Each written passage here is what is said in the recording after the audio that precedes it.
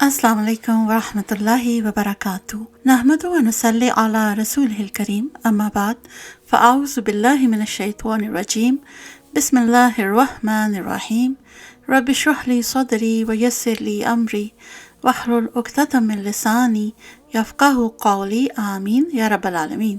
میں اللہ سبحانہ تعالیٰ سے دعا گو ہوں اور امید رکھتی ہوں کہ آپ سب جہاں بھی ہوں گے آپ اپنے ایمان کی بہترین حالت میں ہوں گے۔ کافی دنوں سے سوچ رہی تھی کہ آپ کے ساتھ کوئی اچھی بات شیئر کروں، but due to some reasons میں یہ نہیں کر پا رہی تھی، لیکن آج مجھے خیال آیا کہ آپ کے ساتھ ایک کہانی شیئر کروں۔ یہ ایک ایسی کہانی ہے جو صرف تاریخ نہیں ہے بلکہ اس کے ساتھ ایمان کا سفر ہے، قربانی کا سفر ہے اور انسانیت کا سفر ہے۔ یہ کہانی شروع ہوتی ہے ایک سنسان وادی سے، ایک ایسی وادی جہاں نہ درخت ہیں، نہ پانی، نہ سایہ، صرف خاموشی اور اللہ کا حکم۔ اور یہ کہانی ختم ہوتی ہے ان 10 دنوں پر جنہیں اللہ سبحانہ و تعالیٰ نے سال کے سب سے عظیم دن قرار دیا ہے۔ تو چلیں اس کہانی کو شروع کرتے ہیں۔ تو اس کہانی میں سب سے پہلے میں آپ کو جس بارے میں بتاؤں گی وہ کون سا وقت تھا جب یہ ساری دنیا اندھیروں میں ڈوبی ہوئی تھی۔ آپ امیجن کریں ایک ایسا معاشرہ جہاں انسانیت سسک رہی تھی، جہاں طاقتور ہی قانون تھا، جہاں کمزور کی کوئی جگہ نہیں تھی اور جہاں عورت کو وراثت نہیں ملتی تھی، بلکہ اگر بیٹی پیدا ہو جاتی تھی تو باپ کا چہرہ سیاہ پڑ جاتا تھا۔ اور یہ کون سا وقت ہے اور یہ کون لوگ تھے؟ یہ تھے جاہل عرب، یعنی اس وقت کمپلیٹ جہالت تھی ہر طرف۔ رات کو آسمان پر ستارے چمکتے تھے جیسے آج چمکتے ہیں، لیکن دلوں میں اندھیرا تھا۔ کعبہ موجود تھا مگر اس کے اندر 360 بت کھڑے تھے۔ ہر قبیلے کا اپنا خدا تھا، ہر گھر کا اپنا معبود تھا۔ وہ اللہ کو مانتے تھے لیکن اللہ کی نہیں مانتے تھے۔ وہ اس کے ساتھ شریک بھی بناتے تھے اور وہ کہتے تھے یہ بت ہمیں اللہ تک پہنچائیں گے، مگر حقیقت یہ تھی وہ خود گمراہ تھے اور دوسروں کو بھی گمراہ کر رہے تھے۔ یہ وہ دنیا تھی جسے اللہ نے بدلنا تھا اور اس تبدیلی کی بنیاد ایک ماں کے قدموں سے رکھی گئی۔ اب ہم وقت میں ہزاروں سال پیچھے چلے جاتے ہیں، ایک ایسی وادی پہ جہاں زندگی کا کوئی نشان نہیں تھا۔ ایک مرد اپنی بیوی اور اپنے شیرخوار بچے کو وہاں چھوڑ رہا ہے۔ یہ مرد ہے ابراہیم علیہ السلام اور یہ عورت ہے بی بی ہاجرہ اور یہ بچہ ہے اسماعیل۔ بی بی ہاجرہ حیران ہو کر پوچھتی ہیں ابراہیم ہمیں یہاں کس کے سہارے چھوڑ کر جا رہے ہو؟ ابراہیم علیہ السلام خاموش رہتے ہیں۔ ہاجرہ دوبارہ پوچھتی ہیں، اس بار آواز میں لرزش ہے، کیا یہ اللہ کا حکم ہے؟ ابراہیم علیہ السلام کا دل بھر آتا ہے، وہ آسمان کی طرف دیکھ کر سر ہلاتے ہیں۔ بی بی ہاجرہ کے چہرے پر سکون اتر آتا ہے اور وہ کہتی ہیں اگر یہ اللہ کا حکم ہے تو پھر اللہ ہمیں ضائع نہیں کرے گا۔ ابراہیم علیہ السلام جاتے ہوئے دعا کرتے ہیں، اے اللہ میں نے اپنی اولاد کو تیرے گھر کے پاس ایک بے آب و گیا وادی میں چھوڑا ہے، اور وہ چلے جاتے ہیں۔ بی بی ہاجرہ اکیلی رہ جاتی ہیں، ایک ماں، ایک بچہ اور ایک بے رحم وادی۔ پانی ختم ہو جاتا ہے، بچہ روتا ہے، ماں بے چین ہو جاتی ہے۔ وہ صفا پہاڑی پر چڑھتی ہیں اور دور تک دیکھتی ہیں، کچھ نظر نہیں آتا۔ پھر وہ مروہ کی طرف دوڑتی ہیں، پھر واپس صفا، پھر مروہ، اور اس طرح 7 بار وہ ایک پہاڑی سے دوسری پہاڑی کی طرف دوڑتی ہیں۔ یہ دوڑ صرف پانی کی تلاش نہیں تھی، یہ ایمان کی دوڑ تھی، یہ ماں کی محبت کی دوڑ تھی اور یہ اللہ پر یقین تھا۔ اور پھر زمین پھٹتی ہے، پانی نکلتا ہے، زمزم جاری ہوتا ہے۔ یہ وہ لمحہ ہے جہاں حج کی پہلی بنیاد رکھی جاتی ہے۔ سال گزرتے جاتے ہیں اور اسماعیل علیہ السلام بڑے ہو جاتے ہیں، اور ایک دن اللہ کا حکم آتا ہے ابراہیم میرے گھر کی بنیاد اٹھاؤ۔ ابراہیم علیہ السلام پتھر رکھتے ہیں اور ان کے بیٹے اسماعیل انہیں پتھر پکڑاتے ہیں، اور دونوں کی زبان پر ایک ہی دعا ہے، اے اللہ ہم سے قبول فرما۔ کعبہ مکمل ہوتا ہے اور پھر اللہ تعالیٰ فرماتے ہیں ابراہیم لوگوں میں حج کا اعلان کرو۔ ابراہیم علیہ السلام حیران ہوتے ہیں، یا اللہ میں سنسان وادی میں کس کو بلاؤں؟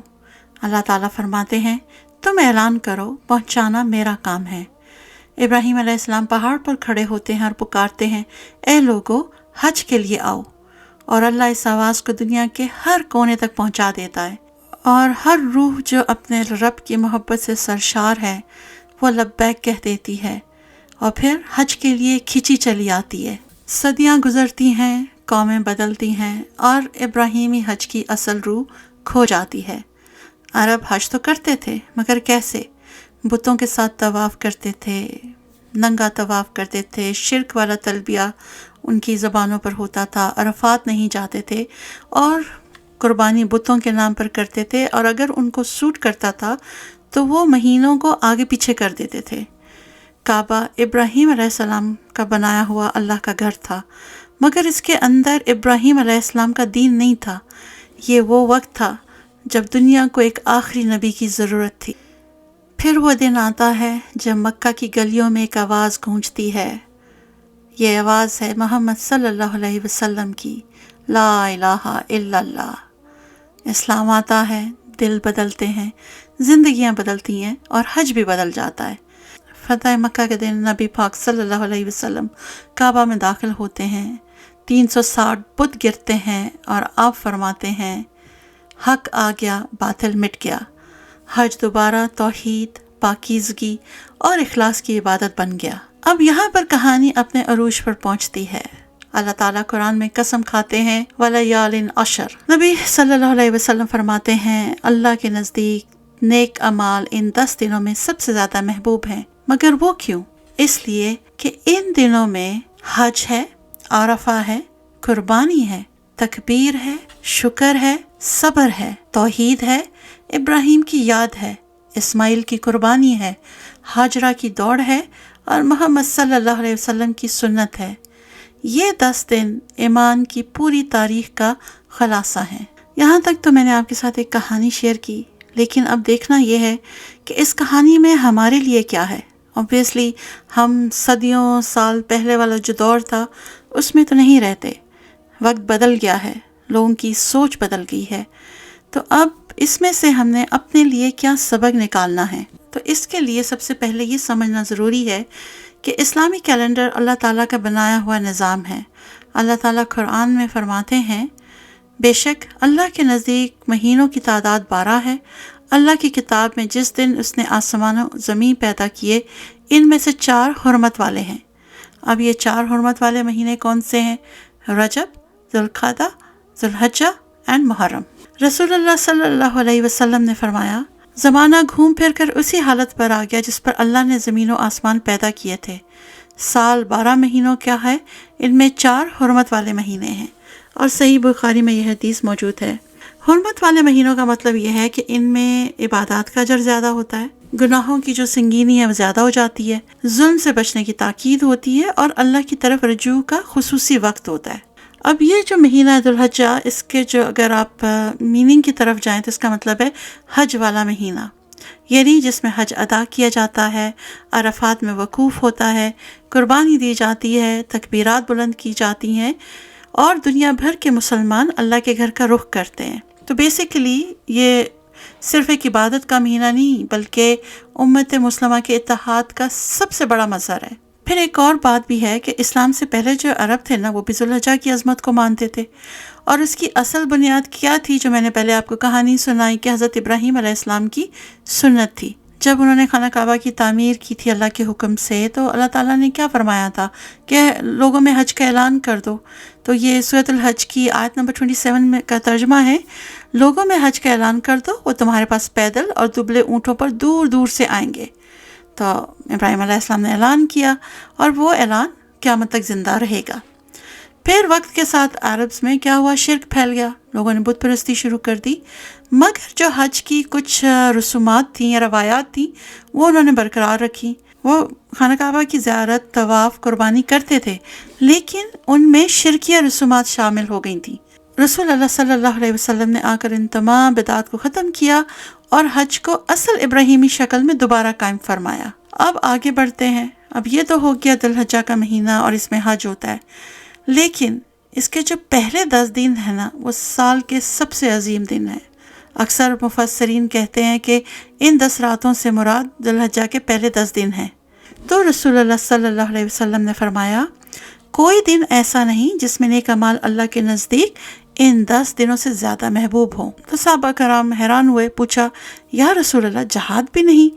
اب صلی اللہ علیہ وسلم نے فرمایا جہاد بھی نہیں، سوائے اس شخص کے جو اپنی جان اور مال لے کر نکلا اور کچھ واپس نہ لایا۔ یہ حدیث اتنی امپورٹنٹ ہے اور ان دنوں کی جو ایک غیر معمولی فضیلت ہے نا اس کو ظاہر کرتی ہے۔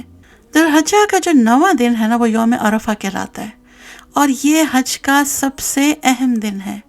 رسول اللہ صلی اللہ علیہ وسلم نے فرمایا حج عرفات کا نام ہے، یعنی میدان عرفات میں لاکھوں لوگ سفید لباس میں کھڑے ہوتے ہیں، کوئی بادشاہ نہیں، کوئی غریب نہیں، کوئی نسل کا فرق نہیں، سب اللہ کے سامنے عاجز ہیں۔ تو یہ ہمیں کیا یاد دلاتا ہے؟ قیامت کا منظر۔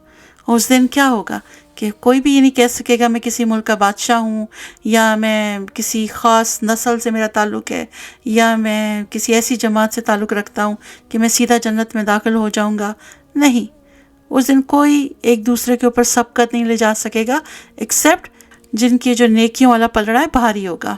پھر رسول اللہ صلی اللہ علیہ وسلم نے فرمایا میں اللہ سے امید رکھتا ہوں کہ عرفہ کے دن کا روزہ 1 سال پہلے اور 1 سال بعد کے گناہوں کا کفارہ بن جائے گا۔ صحیح مسلم میں آیا ہے، تو امیجن کریں غیر حاجیوں کے لیے کتنا عظیم تحفہ ہے جو وہاں نہیں جا سکتے، فائنینشیل مینز نہیں ہے، یا صحت اجازت نہیں دیتی، یا کسی وجہ سے بھی وہ حج پرفارم نہیں کر پاتے، لیکن ان کے لیے تحفہ تو ہے نا، وہ ایک روزہ رکھیں تو امیجن ان کے اگلے اور پچھلے سال کے گناہ معاف۔ پھر اسی دن اللہ سبحانہ تعالیٰ نے فرمایا کہ آج میں نے تمہارے لیے تمہارا دین مکمل کر دیا، اور یہ آیت عرفات میں ہی نازل ہوئی تھی۔ تو اگر آپ ان سب کو، وہ کہتے ہیں نا، آپ ان سب کو ملائیں آپس میں تو آپ کو پوری جو یہ کہانی ہے وہ سمجھ آ رہی ہوگی۔ پھر اس کے بعد قربانی کیا ہے؟ صرف جانور ذبح کرنے کا نام نہیں، یہ ابراہیم علیہ السلام کی اطاعت کا درس ہے۔ جب آپ نے خواب میں دیکھا اپنے بیٹے کو ذبح کر رہے تھے تو انہوں نے اپنے بیٹے سے فرمایا کہ میں نے خواب میں یہ دیکھا ہے، تو اسماعیل علیہ السلام نے کیا جواب دیا؟ ابا جان جو حکم ملا وہ کر گزرے۔ تو یہ کیا تھا؟ یہ ایمان کی انتہا تھی۔ جب دونوں اللہ کے حکم کے سامنے جھک گئے تو اللہ تعالیٰ نے ایک دمبا بھیج دیا۔ تو یہ قربانی ہی ہے جو ہمیں سکھاتی ہے کہ اللہ کی رضا سب سے اوپر ہے۔ اپنے نفس کی خواہش قربان کر دو، مال کی محبت قربان کر دو، اور گناہوں کو قربان کر دو۔ اس ساتھ ہی ایک بڑی پیاری بات ہے کہ ایز مسلمس ہم لوگ ہمیشہ اس بات پہ بلیو کرتے ہیں کہ there are 5 pillars of اسلام، جس میں شہادہ ہے، نماز ہے، روزہ ہے، حج ہے، زکوٰۃ ہے۔ لیکن اگر ہم ایز مسلمس دیکھیں، سپوز میں اپنے بارے میں بات کروں تو میں ایک مسلمان گھرانے میں الحمدللہ پیدا ہوئی ہوں، تو میں نے پیدا ہوتے ہی تو شہادت نہیں دی تھی، میں تو بائی برتھ ہی مسلم تھی۔ تو ایک چیز یہ آپ سائڈ پر رکھ دیں۔ پھر حج کیا ہے؟ حج صاحب استطاعت والوں کے لیے جو افورڈ کر سکتے ہیں، جو نہیں کر سکتے کوئی مسئلہ نہیں ہے، چلیں دوسری چیز بھی نکل گئی 5 پلرز میں سے، اس کی بھی کوئی سزا نہیں اگر آپ نے نہیں کیا۔ پھر بات آتی ہے زکوٰۃ کی۔ اگر آپ کے پاس جو نصاب ہے اس کے مطابق آپ کے پاس اتنا سونا یا اماؤنٹ ہے، یا آپ بزنس کریں، یا آپ کو اتنی زکوٰۃ بنتی ہے تو آپ کو دینی ہوگی، اگر نہیں ہے تو اس کی بھی کوئی پکڑ نہیں ہے، چلو یہ بھی آپ نے سائڈ پہ کر دی۔ پھر آ جاتے ہیں روزے۔ روزوں میں بھی اللہ سبحانہ تعالیٰ نے چھوٹ دی کہ اگر آپ بیمار ہیں، سفر میں ہیں، آپ اس وقت نہ رکھیں، آپ بعد میں رکھ لیں، یا خدا نہ خواستہ کسی ایسی بیماری کا شکار ہیں کہ آپ روزے رکھ ہی نہیں سکتے تو آپ اس کا فدیہ دے دیں، مطلب اس میں بھی اللہ تعالیٰ نے رعایت فرما دی۔ یہ چوتھی چیز بھی آپ کے 5 پلرز میں سے آپ نے ایک سائڈ پر رکھی۔ پیچھے بچی نماز جو ہے وہ واحد عبادت ہے، وہ کسی حالت میں معاف نہیں ہے۔ وہ آپ ڈیتھ بیڈ پہ ہوں، اشارے سے پڑھنی ہے، وہ ہر صورت میں پڑھنی ہے۔ وضو نہیں کر سکتے، پانی نہیں ہے تو تیمم کریں۔ ان سب چیزوں کو دیکھتے ہوئے یہ خیال آتا ہے کہ اللہ تعالیٰ نے ہمارے لیے کتنی آسانیاں کی ہیں، اور ہم ایک اس دنیا کی رونقوں پر مر مٹے ہیں، آخرت کو بھول گئے ہیں، اور کہتے ہیں کہ ہم مسلمان ہیں۔ مسلمان ہونا ہی کافی نہیں ہوتا ہے، اس کے ساتھ بہت ساری رسپانسبلٹیز بھی ہمیں دی گئی ہیں۔ اللہ تعالیٰ قرآن میں کہتے ہیں نا کہ سورۃ الحج کی آیت نمبر 37 میں کہ اللہ کو نہ گوشت پہنچتا ہے نہ خون، بلکہ تمہارا تقویٰ پہنچتا ہے۔ ایز اے مسلم سب سے پہلی چیز جو ہماری ہے نا، جس پہ ہمیں فوکس کرنا، وہ تقویٰ ہے۔ تقویٰ کیا ہے؟ اللہ کو ماننا، اللہ کی ماننا، بڑا سمپل ہے۔ اور کبھی آپ کوئی ایسی بات کر رہے ہوں، آپ کو اندازہ ہو کہ کوئی گناہ ہو رہا ہے، کوئی غلط کام ہو رہا ہے، 1 سیکنڈ کو ذرا اوپر دیکھیں اور یہ سوچیں کہ میرا رب دیکھ رہا ہے، اور اگر وہ کام اچھا ہے تو آپ مسکرائیں گے کہ آپ کا اللہ راضی ہوگا آپ کی اس بات پہ. لیکن اگر آپ نے اوپر دیکھتے ہوئے یہ سوچا کہ میں گناہ کا کام انجام دینے والا ہوں یا دینے والی ہوں، تو جب آپ اوپر دیکھیں گے تو کیا احساس ہوگا کہ اس میں آپ کو اللہ کی تائید ہے، اللہ خوش ہے آپ کے اس کام سے. اگر کوئی آدمی چوری کر رہا ہو فار ایگزامپل، اور وہ اوپر دیکھے کہ اللہ مجھے دیکھ رہا ہے میں چوری کر رہا ہوں، تو اس کا یا تو پھر ضمیر بالکل ہی مر چکا ہوگا. لیکن جو ایک اللہ کا بندہ ہوگا اس میں وہ ہمت نہیں ہوگی، وہ اٹھائی ہوئی چیز بھی وہیں رکھ دے گا، نہیں میرا رب مجھے دیکھ رہا ہے. تو ایز مسلمز ہم نے بہت ساری چیزوں کو بہت ہی ایزی لے لیا ہے. ہمیں بس یہ بات یاد رہتی ہے کہ اللہ سبحانہ تعالیٰ بہت غفور الرحیم ہے اور وہ ہمیں بس معاف کر دے گا. چلو کوئی بات نہیں، گناہ ہو گیا معاف کر دے گا. ہم اسی امید پہ بار بار کرتے جاتے ہیں اور معافی مانگتے جاتے ہیں. لیکن کبھی کبھی پھر اللہ کے جلال کو بھی یاد کر لیا کریں. بے شک اللہ غفور الرحیم ہے، ہمیں امید ہے کہ اللہ تعالیٰ ہم سب کے گناہ معاف فرما دے گا. تو پھر اس کو فار گرانٹیڈ نہ لینا کہ اللہ تعالیٰ ہمیں بار بار معاف کر دے گا، اور اسی سوچ کے ساتھ انسان گناہ پر گناہ کیے جائے. تھوڑا سا اپنا محاسبہ بھی کریں، کوئی اپنے نفس کا تزکیہ بھی کر لیں. تو چلیں آگے بڑھتے ہیں. میں تھوڑا سا ڈی ٹریک ہو گئی تھی، تو بات ہو رہی تھی کہ اس کی ذی الحجہ کے مہینے کی کہاں سے یہ سٹارٹ ہوا اور اس کا جو بیک گراؤنڈ تھا اس پہ تھوڑی بات کی. پھر آگے جو قربانی کرنے والے ہیں ان کے لیے بھی ایک نبی صلی اللہ علیہ وسلم نے حکم فرمایا ہے کہ جب ذی الحجہ کا چاند نظر آ جائے تو تم میں سے کوئی قربانی کرنا چاہے تو اپنے بال اور ناخن نہ کاٹے. تو یہ سنت ہمیں قربانی کی روحانی ماحول میں داخل کرتی ہے. اب ان دنوں میں ہم نے اعمال کیا کرنے ہیں، بیکاز ہمارا فوکس یہ ہونا چاہیے کہ یہ 10 دن ہیں، یہ بہت ہی فضیلت والے دن ہیں، تو ہم اس سے زیادہ فائدہ حاصل کریں. تو سب سے پہلے میں نے جیسے ابھی تھوڑی دیر پہلے آپ کو بتایا کہ نماز کسی حالت میں معاف نہیں. آپ اپنے لیے ایک ٹارگٹ رکھ لیں گے. اگر پہلے آپ کی نمازیں جو ہیں تھوڑی آگے پیچھے ہو رہی ہیں، ٹائم پر نہیں ہیں، قضا ہو رہی ہیں، تو اب آپ نے کیا کرنا ہے کہ آپ نے نماز کی پابندی کرنی ہے. فجر اگر ہو سکتا ہے مرد حضرات کے لیے تو باجماعت پڑھ لیں. پھر عشاء کی نماز ہے، تہجد کی ہے، وہ پڑھیں، اور ہر نماز کے بعد تکبیرات پڑھیں. قرآن کی تلاوت کو روزانہ کا معمول بنا لیں. اور یہ نہیں کہ آپ صرف تلاوت ہی کرتے رہیں، عربی پڑھتے رہیں اور مطلب سمجھ نہ آ رہے، تو آپ تھوڑا سا پڑھیں، اس پہ تدبر کریں، اور پھر کوشش کریں کہ جو پڑھا ہے سمجھا ہے اس پر عمل کریں. تیسری چیز ہے کہ اللہ سبحانہ تعالیٰ کا ذکر کریں، خصوصاً سبحان اللہ، الحمدللہ، لا الہ الا اللہ، اللہ اکبر، استغفار اور درود شریف. آپ گھر میں ہیں، بازار میں ہیں، دفتر میں ہیں، گاڑی چلا رہے ہیں، عورتیں کچن میں کام کر رہی ہیں، تو آپ کی زبان تو وہ کنٹینیوسلی بزی رہ سکتی ہے نا. پھر ان 9 دنوں کے روزے بہت افضل ہیں. اگر آپ پورے نہیں رکھ سکتے تو ایٹ لیسٹ جو ہے 9 ذی الحجہ کا روزہ ضرور رکھیں. پھر اس کے بعد ہے اللہ کی راہ میں خرچ کریں، صدقات دیں، یتیموں کی مدد کریں، بیواؤں کی مدد کریں. غریب طلباء ہیں، پھر کہیں پہ مساجد بن رہی ہیں، پھر کہیں اسلامک بک کی جو اشاعت کا کام ہے وہ ہو رہا ہے، قرآن کی اشاعت ہو رہی ہے. آپ کہیں پر بھی اپنا مال جو ہے اللہ کی راہ میں خرچیں. پھر سب سے آخری اور امپورٹنٹ چیز جو ہے وہ ہے توبہ. یہ جو دن ہے نا، یہ اللہ کی طرف رجوع کرنے کے ہیں. تو ایسا کریں، اپنے گناہوں کی فہرست بنا لیں. آپ سے بہتر آپ کو اور کوئی نہیں جانتا. آپ کو پتہ ہے اگر آپ کی نمازوں میں کمی ہے، اگر آپ والدین کے ساتھ نافرمانی کرتے ہیں، یا جھوٹ بولنے کی عادت ہے، یا جب بھی بیٹھے تو چلو غیبت کر لی، کیا ہوا، ہم تو بس تھوڑا سا فن کر رہے ہیں، اگر کسی کو ڈسکس کر لیا. حرام کی کمائی ہے تو کیا ہوا، سبھی کما رہے ہیں، ہمارا گھر تو بہت بڑا ہے نا. پھر موبائل کے گناہ ہیں، ٹائم ویسٹ ہو رہا ہے، یا ایسا مواد دیکھا جا رہا ہے جو کہ جائز نہیں ہے. تو آپ لسٹ بنائیں چیزوں کی، اور کوشش کریں کہ آپ انہی 10 دنوں میں شروع کر دیں ہیبٹ کہ جتنا ہو سکتا ہے ان چیزوں سے بچیں، اور اپنی لائف میں ان کو آپ پرماننٹلی شامل کر لیں. تو اللہ سے سچی توبہ کریں اور فلاح پائیں. تو بس ان حرمت والے مہینوں میں آپ کو پتہ جو گناہ ہوتے ہیں نا، ان کی سنگینی بھی زیادہ ہوتی ہے. اس طرح کے بھی گناہ ہیں، پلیز آپ ان کو چھوڑ دیں. یہ اللہ کے قریب ہونے کے دن ہیں. اچھا، پھر ایک بات یہ ہے کہ حج ہمیں کیا سکھاتا ہے. بہت ہی خوبصورت چیز سکھاتا ہے، اور وہ ہے عاجزی. عاجزی کیا ہے؟ غرور چھوڑ دیں، معاف کرنا سیکھیں، دل صاف کریں. اور وہ لوگ جو حج پر جاتے ہیں نا، یا ایون کہ وہ لوگ جو نہیں بھی گئے ہیں، بہرحال بات تو ان کی ہو رہی ہے، حاجی حضرات کی.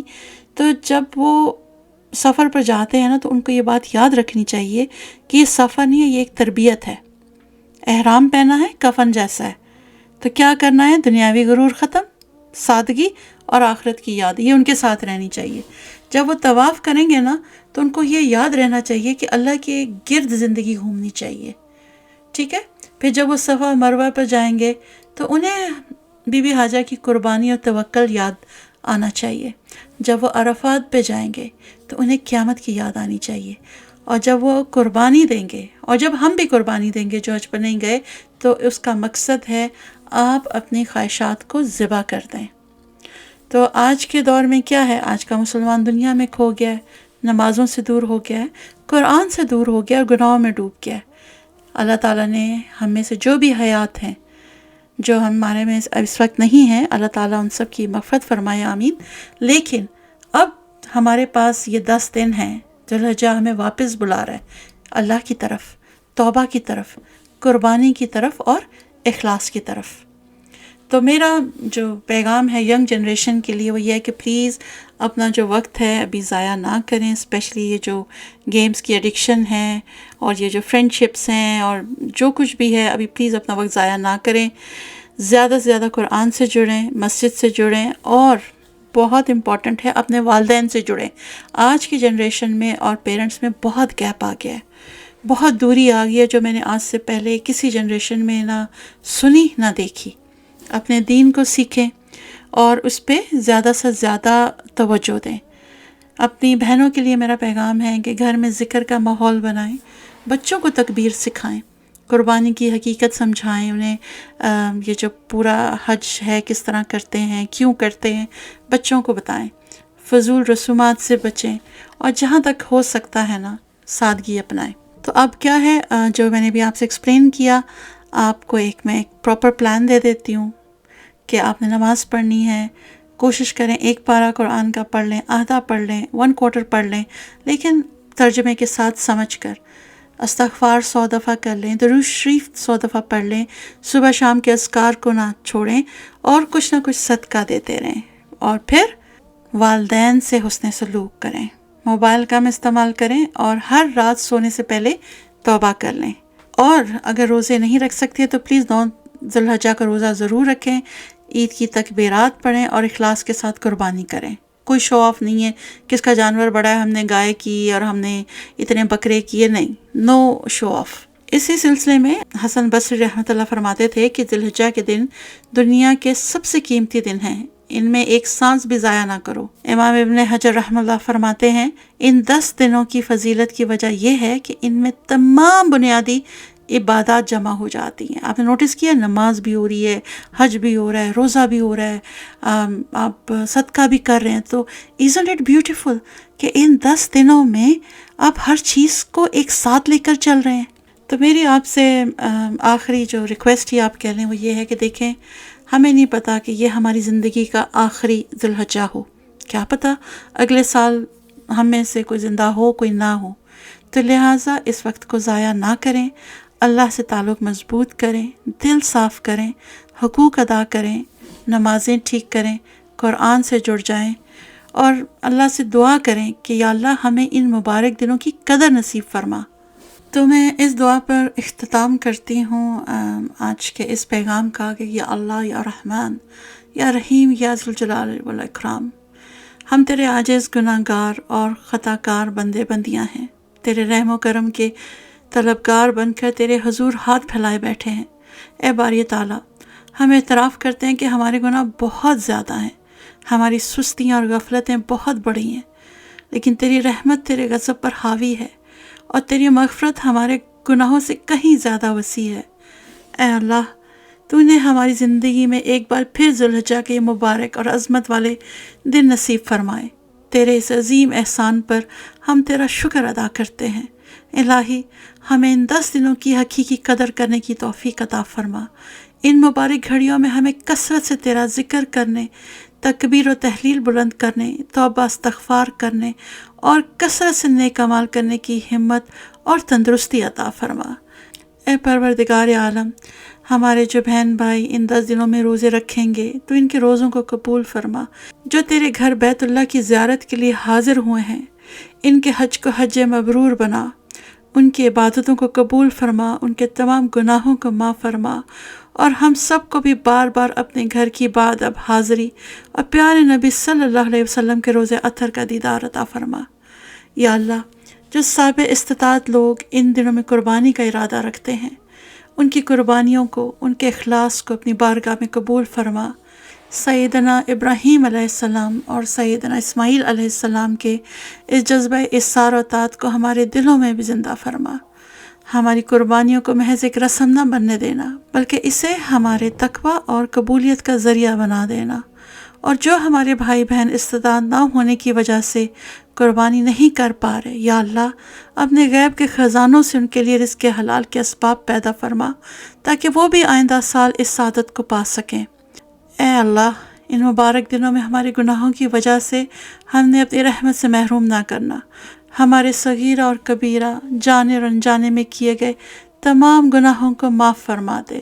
ہمارے دلوں کو بغض، کینہ، حسد، ریاکاری، دنیا کی محبت سے پاک کر کے اپنی اور اپنے رسول صلی اللہ علیہ وسلم کی سچی محبت سے بھر دے۔ یا اللہ، پوری دنیا کے مسلمانوں پر رحم فرما۔ امت مسلمہ جہاں کہیں بھی ظلم و ستم کا شکار ہے، پریشان حال ہے، یا رب العزت ان کی غیب سے مدد فرما۔ فلسطین، کشمیر، ایران، یمن، پاکستان، افغانستان، سوڈان، صومالیہ اور جہاں کہیں بھی مسلمان مظلوم ہیں، ان کی حفاظت فرما، انہیں امن و سلامتی اور آزادی کی نعمت سے سرفراز فرما۔ مسلمان حکمرانوں کو عدل و انصاف کرنے کی اور اپنے ملک و قوم کی مخلصانہ خدمت کرنے کی توفیق عطا فرما۔ اے اللہ، جو بیمار ہیں انہیں شفائے کاملہ و عاجلہ عطا فرما، اور جو قرض کے بوجھ تلے دبے ہیں ان کے قرضوں کی ادائیگی کے لیے غیب سے اسباب پیدا فرما، اور جو پریشان حال ہیں ان کی پریشانیاں دور فرما۔ ہماری اولادوں کو نیک صالح اور ہماری آنکھوں کی ٹھنڈک بنا۔ ہمارے والدین پر رحم فرما جنہوں نے بچپن میں ہماری پرورش کی۔ الہی، ان کا سایہ ہمارے سروں پر عافیت کے ساتھ قائم رکھ، اور جو اس دنیا سے رخصت ہو چکے ہیں ان کی قبروں کو جنت کے باغوں میں سے ایک باغ بنا، اور انہیں جنت الفردوس میں اعلیٰ مقام عطا فرما۔ یا اللہ، جو کچھ ہم نے مانگا وہ بھی عطا فرما، اور جو مانگنے سے رہ گیا لیکن ہماری دنیا اور آخرت کے لیے بہتر ہے وہ بھی اپنے فضل و کرم سے بن مانگے عطا فرما۔ اس لیکچر میں جو کچھ میں نے بیان کیا، اس میں اگر کوئی غلطی یا کوتاہی ہوئی ہے تو اپنے فضل سے معاف فرما، اور جو حق کی بات تھی اسے میرے سننے والوں کے دلوں میں راسخ فرما کر اس پر عمل کرنے کی توفیق عطا فرما۔